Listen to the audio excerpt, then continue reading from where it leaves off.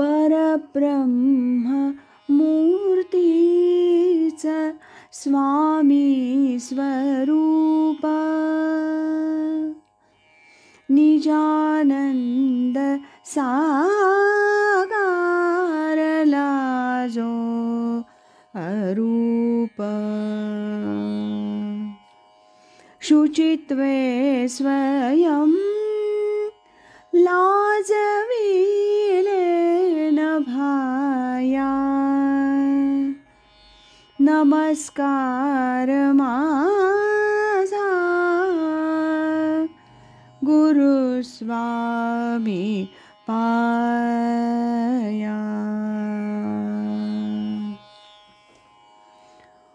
परमपूज्य स्वामी स्वरूपानंद जीवन साहित्य दर्शन या डॉक्टर अशोक कामत आणि प्राध्यापक म.अ. कुलकर्णी तथा स्वामी प्रज्ञानंद यांनी संपादित केलेल्या पुस्तकातील दुसऱ्या विभागातील आज ऐकूया डॉक्टर सौ रजनी पत्की यांनी लिहिलेल्या स्वामी स्वरूपानंदांचे जनप्रबोधन या लेखाचा भाग दुसरा.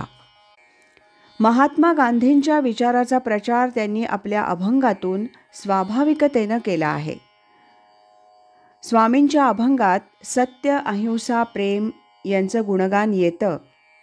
काही अभंग असे आहेत: लोकसेवा व्रत आचरिती भावे, तया ते मानावे भाग्यवंत. लोकसेवेसाठी सत्या ते स्मरून, करीती ते दान सर्वस्वाचे. त्याची सेवा व्रते तोषे जगन्नाथ, शुद्ध करी चित्त सेवकाचे. स्वामी म्हणे तेणे लाभे आत्मज्ञान, जनी जनार्दन प्रकटतो. प्रस्तुत अभंगात मोक्षप्राप्तीसाठी चित्तशुद्धी लागते. चित्तशुद्धीसाठी लोकसेवा आणि सत्यव्रत आचरावं लागतं असं म्हणून स्वामी समाज आणि स्वतः उपासक दोहोंचीही काळजी घेत आहेत. साधक उपासक हाही समाजाचाच एक घटक आहे. समाजात राहूनच त्याला चित्तशुद्धी करायची आहे याचं भान ठेवलं गेलं पाहिजे. शुद्ध चित्ताचे लोक जेवढे जास्त तेवढा समाज शुद्ध होणार आहे. महात्मा गांधींच्या विचारांची अध्यात्माशी सुरेख सांगड घातली आहे. आणखी एका अभंगात स्वामी म्हणतात, जीवनाचं ध्येय म्हणजे सत्याचं संपूर्ण दर्शन घडावं हे होय. यासाठी प्रेम, अहिंसा आणि लोकसेवा यांचं व्रत घ्यावं. दुष्टांचा प्रतिकार शस्त्राशिवाय करावा. प्राण गेला तरी माघार घेऊ नये. अशा पुरुषास शांती प्राप्त होते. स्वामी पुढे सांगतात, सत्याचं व्रत आचरण्यासाठी मनोधैर्य लागतं. यासाठी प्रथम भीतीचा त्याग केला पाहिजे. बुद्धीचा निश्चय केला पाहिजे. स्थिर बुद्धीनं निर्भय मनानं सत्याचरण केलं पाहिजे. स्वामी जरी समाजापुढे आदर्श विचार मांडत असले तरी असे आदर्श अंगी बिंबवणं किती अवघड आहे याची त्यांना पूर्ण कल्पना होती. झपाट्यानं होणाऱ्या यांत्रिक प्रगतीनं आसुरी संस्कृती मानव्याची माती करते आहे अशी खंत त्यांनी आपल्या अभंगात व्यक्त केली आहे.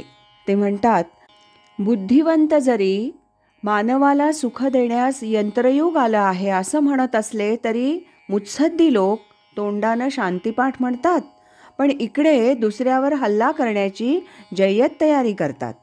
स्फोटकं, रणगाडे, विमानं, जलअस्त्र इत्यादींची निर्मिती करून सेना सज्ज करतात. या त्यांच्या हल्ल्यांनी गुरढोरं, घरदारं, सुरम्य नगरं क्षणार्धात भस्मसात होतात. असं यंत्रयुग काय कामाचं? स्वामींच्या या अभंगानं नुकत्याच होऊन गेलेल्या कारगिल संघर्षाची आठवण होत नाही का? आणखी एका अभंगात स्वामी म्हणतात, या यंत्रयुगात आकाशात उड्डाण करता येतं, सागराच्या पोटात विहार करता येतो, विनातारा संदेश देता येतो, मानवाच्या कल्याणासाठी वैज्ञानिक शोध लावतायत. पण याचा उपयोग घेणार कसे आहेत? त्यांच्या अंतरंगी सद्भाव आहे का? तरच यंत्र जनकल्याण करतील, अन्यथा त्यांच्यामुळं अहितच होईल. यंत्रामध्ये जनप्रबोधन करण्याचं सामर्थ्य नाही हे उघड आहे. त्यामुळं दुर्जनांच्या हातात शस्त्र पडली तर काय आकांत होतो ते सांगताना स्वामी म्हणतात, शास्त्रज्ञांचे शोध उन्मत्त लोकांच्या हातात पडतात, त्यांचा उपयोग दुर्बलांचा घात करण्यासाठी करतात. त्याच्या यशानं उन्मत्त आणखीच अहंकारी होतो.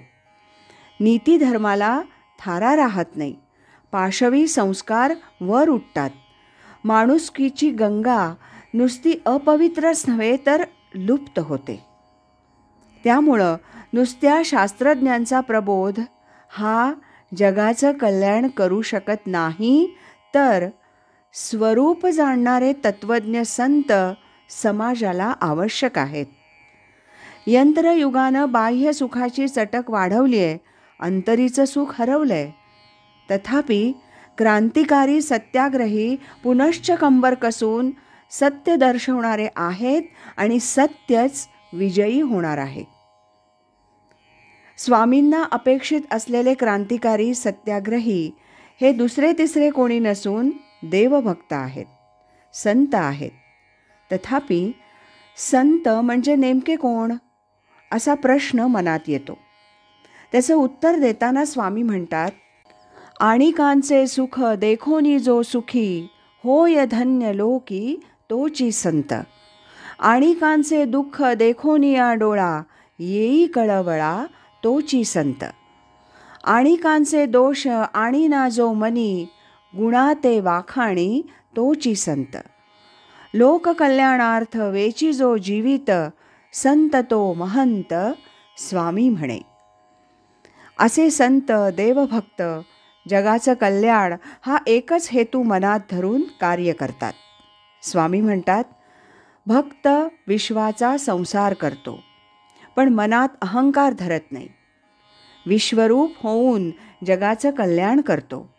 भक्तिमार्ग दाखवून मोक्ष संपत्ती जनांच्या हातात देतो.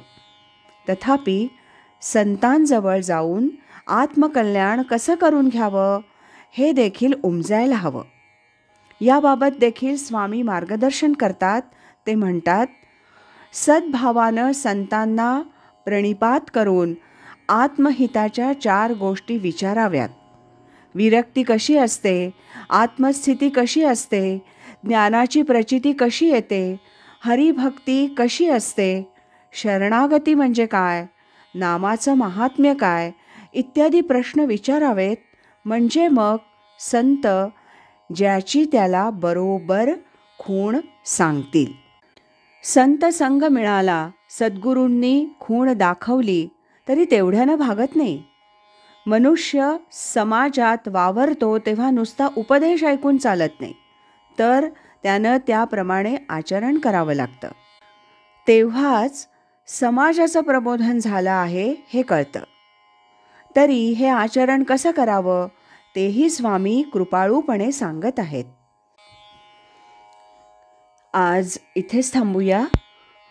यानंतरचा या लेखातला भाग आपण उद्या ऐकूया. श्रीमद सच्चिदानंद सद्गुरु श्री स्वामी स्वरूपानंद महाराज की जय. हरि ओम तत्सत.